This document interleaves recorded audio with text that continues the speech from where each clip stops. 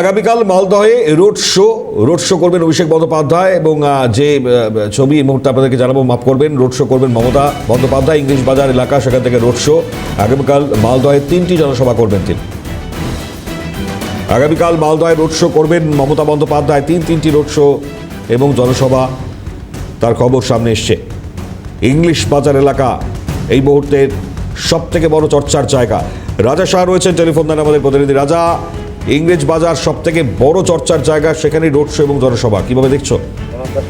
তার থেকেও বড় বিষয় তোমাকে জানাই যে অশান্ত মালদায় এবার রোড শো করবেন তৃণমূল নেত্রী মমতা বন্দ্যোপাধ্যায়। তোমাকে জানাই যে আগামীকাল তৃণমূল নেত্রী মমতা বন্দ্যোপাধ্যায় তিনি রোড শো করবেন মালদার ইংলিশ বাজার বিধানসভা কেন্দ্রে।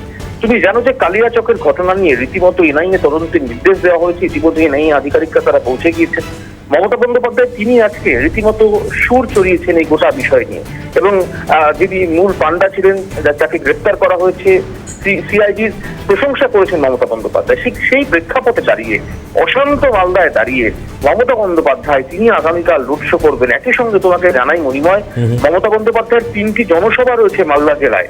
অর্থাৎ তুমি বুঝতে পারছো যে মমতা বন্দ্যোপাধ্যায় তিনি ইংলিশ বাজার বিধানসভা কেন্দ্রকে বেছে নিয়েছেন রোড শো করবার জন্য। তিনি রোড শো করবেন এবং 3টি জনসভা থেকে মমতা বন্দ্যোপাধ্যায় কি বার্তা দেন এই ডিলিটেড ভোটারদের জন্য, এবং মালদায় কালিয়াচকে যে অশান্তি সৃষ্টি হয়েছিল তা নিয়ে, সেদিকে কিন্তু নজর রাখছে রাজনৈতিক মহলের একাংশ। ধন্যবাদ রাজা। কথা বলছেন আমাদের প্রতিনিধি রাজা শাহর।